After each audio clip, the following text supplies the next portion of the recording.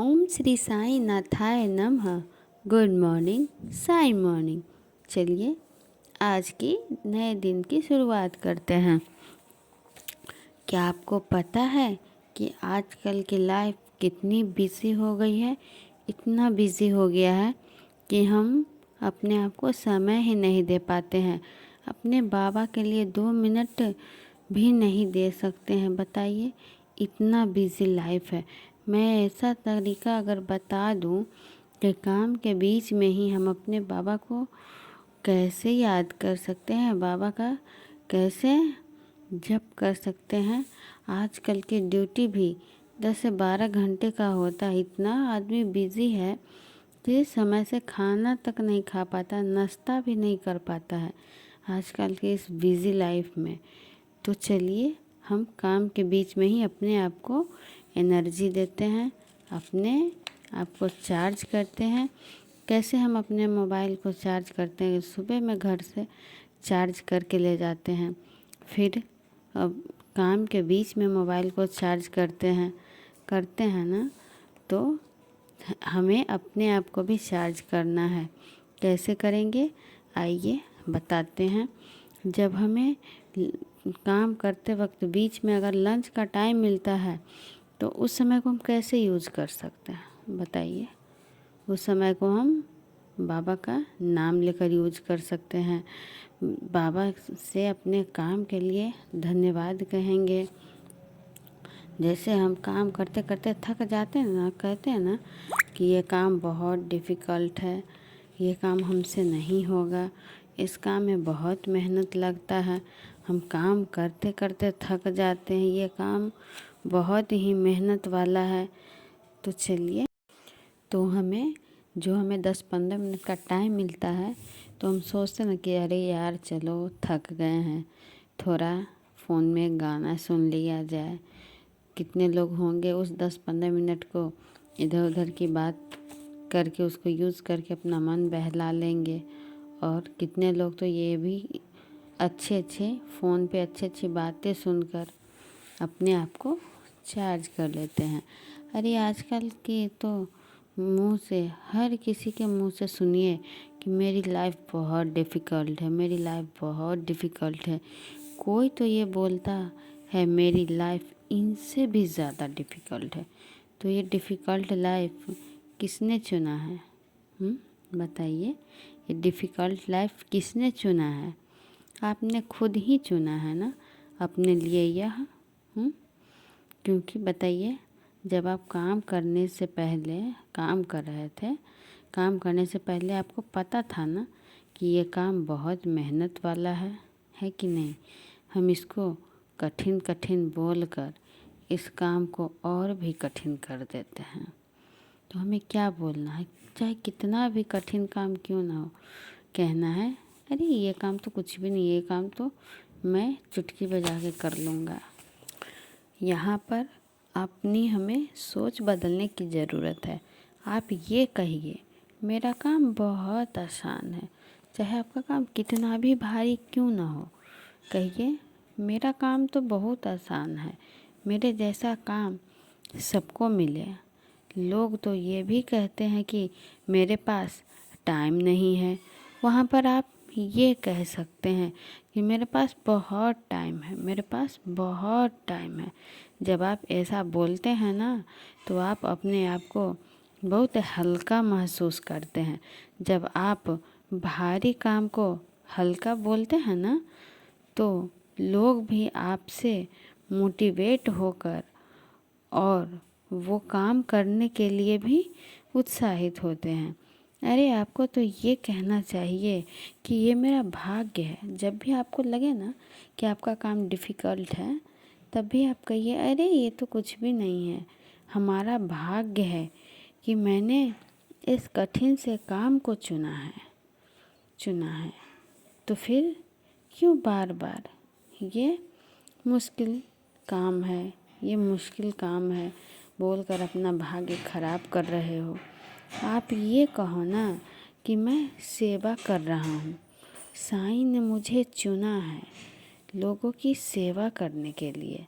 जब आप काम करने जाते हैं तो आप ये नहीं कहिए कि मैं काम पे जा रहा हूँ, आप ये कहिए कि मैं लोगों की सेवा करने जा रहा हूँ, मैं लोगों की सेवा करता हूँ। ये मेरा भाग्य है कि साईं जी ने मुझे खुद चुना है लोगों की सेवा करने के लिए। ऐसा भाग्य तो शायद ही किसी को मिलता है। रोज़ अपने भाग्य की हाय हाय करने से तो अच्छा है कि आप अपने भाग्य की वाह वाह कहिए, तो वैसे ही जीवन वाह वाह हो जाएगा।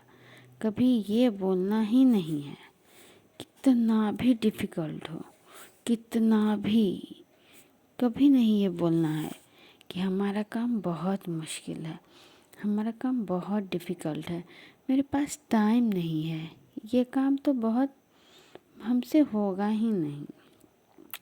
तो क्या भाई, इस काम को आपने खुद ही चुना है ना, उसमें आपको पता था ना कि इसमें बहुत मेहनत लगने वाली है, तो फिर आप इस काम को इतना मुश्किल कह कर क्यों अपना काम को मुश्किल कर रहे हो? अरे ये तो तुम्हारा भाग्य है जो तुम्हें इतना अच्छा अवसर मिला है लोगों को सेवा करने के लिए। अरे ऐसा भाग्य किसी को नहीं मिलता है। जब भी आपको लगे ना कि आपका मतलब काम कैसा है, तो आपका ये कुछ भी नहीं, मेरा काम बहुत आसान है, बहुत अच्छा है, मेरे पास, अगर आपके पास टाइम नहीं है तो कहिए मेरे पास तो बहुत टाइम है, टाइम ही टाइम है। पहले हम बाहर सेवा करते हैं, फिर घर पर सेवा करते हैं, सारा दिन सेवा करते रहते हैं। हम तो हैं ही सेवादार। हम जैसा जानते हैं, हम जैसा सोचेंगे ना वैसा ही बनते जाएंगे। जीवन हमारा यहाँ नहीं है, हमारे दिमाग में है। हमारा जीवन हमारा दिमाग है, क्योंकि जीवन दिमाग से चलता है। अगर दिमाग में हमारी अच्छी सोच होगी तो हम अच्छा रहेंगे, हम अच्छा रहेंगे तो जो हमसे जुड़े लोग हैं वो लोग अच्छा रहेंगे, वो लोग हमारे बारे में अच्छा सोचेंगे। जीवन हमारे सोच में है। तो अपने भाग्य की इतनी वाह वाह वाह वाह वाह वाह करो, अपने भाग्य को इतना बड़ा बनाओ, इतनी वाह वाह करो कि तुम्हें देखकर लोग ये कहे कि मुझे भी इनके जैसा बनना है, एक सच्चा सेवादार बनना है। और मुझे तो इतना अच्छा काम मिला है, इतना अच्छा काम साईं ने सौंपा है कि जिससे मैं लोगों की ज़्यादा से ज़्यादा मदद कर सकूं, ज़्यादा से ज़्यादा।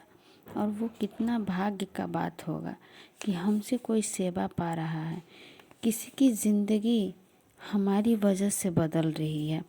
अपने भाग्य की इतनी वाह वाह करो कि लोग देखकर ये सोचे कि हमें भी इनके जैसा बनना है, मैं भी इनकी तरह एक सेवादार बनूंगा। आप जैसा बोलोगे ना, लोग वैसे ही अपने भाग्य का निर्णय लेते हैं। तो क्यों ना हम अच्छा बोलें, लोगों का भाग्य का निर्णय लेने में उनकी मदद करें। कितने भाग्य की बात है ना, लोग मुझसे सीख रहे हैं, तो क्या ये हमारा कर्तव्य नहीं है? तो क्या ये हमारा कर्म ही है ना? मेरी लाइफ परफेक्ट है, कितना भी अनपरफेक्ट रहे मेरा लाइफ, फिर भी कहिए मेरी लाइफ परफेक्ट है। कोई आपसे पूछे कि क्या हाल चाल है मेरे भाई, तो आप कहना मैं बहुत खुश हूँ, मैं बहुत अच्छा हूँ, मेरे इतना तो शायद ही कोई खुश होगा, मैं बहुत खुश हूँ साईं की कृपा से। तो चलिए इसी के साथ आज की प्रार्थना शुरू करते हैं। और आज की प्रार्थना में जिन लोगों के नाम हैं वो साईं के चरणों में रखने जा रही हूँ, और देखते हैं किन लोगों का नाम है। मधु मेहता जी, बाबा, इनकी स्किन प्रॉब्लम है मेरे साईं, इनके पूरे चेहरे, पूरे बॉडी में कुछ दाने निकल आए हैं बाबा, इनकी जो भी प्रॉब्लम है जल्दी से जल्दी ठीक कीजिए मेरे मालिक। ये बहुत विश्वास के साथ आपके चरणों में, आपके दरबार में अर्जी लगाए हैं मेरे मालिक। प्लीज़ मालिक, इनकी लाइफ में बहुत खुशियाँ ही खुशियाँ हो मेरे मालिक। इन पर दया कीजिए, रहम कीजिए मालिक। इनकी जो भी प्रॉब्लम है जल्दी ख़त्म कर दीजिए मालिक। दूसरा नाम है पद्मा जी, रचना पुरी जी, सीमा राणा जी, रीता कुमारी जी, जीविंद्रा जी, रीमा कुमारी जी, वरिंद्रा जी, नीलेश द्वारे जी, यूनिक माजानी जी, प्रवीण प्रधान जी, ज्योत्सना गोगोई जी, अंजलि जायसवाल जी, सुमति पात्रो जी। बाबा आपके चरणों में इन सभी के जो नाम रखे हैं बाबा, इन सब की लाइफ में बस खुशियाँ ही खुशियाँ देना मेरे मालिक। कभी दुख देखने को ना मिले मेरे साईं। प्लीज़ मेरे साईं इन सब की लाइफ में खुशियाँ भर दो मेरे बाबा। कभी दुख का ये लोग थी नहीं देखे। इनके जीवन में दुख के बादल हमेशा के लिए छट जाए मेरे मालिक। हे मेरे बाबा, श्रद्धा की लाज रखना मेरे मालिक। तो चलिए इसी विश्वास के साथ, इसी श्रद्धा के साथ बाबा के 11 वचन पढ़कर आज की प्रार्थना को संपूर्ण करते हैं। चलिए।